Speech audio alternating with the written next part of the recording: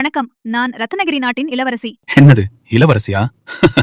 நான் இதெல்லாம் கதையில தான் கேட்டிருக்கேன். ஒரு நாள் எனக்கு கிடைச்ச சாபத்தினால நான் இந்த கண்ணாடிக்குள்ள மாட்டிக்கிட்டேன். இந்த கண்ணாடிய எந்த ஆண்மகன் எடுத்து பார்க்கிறானோ அவனாலதான் நான் மீண்டும் பழைய உருவத்துக்கு வருவேன். அவனதான் நான் திருமணம் செஞ்சுக்கணும். இதுதான் என்னுடைய விதி. நீங்க என்ன இந்த கண்ணாடியில இருந்து விடுவிச்சதுனால நீங்க என்ன திருமணம் செஞ்சுக்கிறீங்களா அப்படின்னு இளவரசி பேசினா.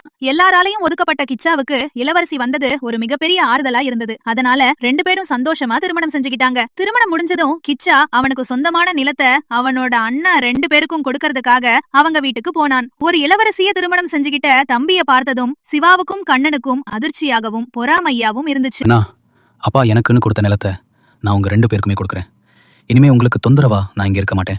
நான் கிளம்புறேன். இளவரசி கிச்சாவை கூட்டிட்டு அவங்களோட நாட்டுக்கு புறப்பட்டாங்க. அவங்க போறதுக்காக ஒரு தங்கத்திலான ரதம் வானத்திலிருந்து கீழே வந்துச்சு. அந்த ரதத்தில் ஏறி கிச்சாவும் இளவரசியும் அவங்க நாட்டுக்கு போய் சந்தோஷமா வாழ்ந்தாங்க.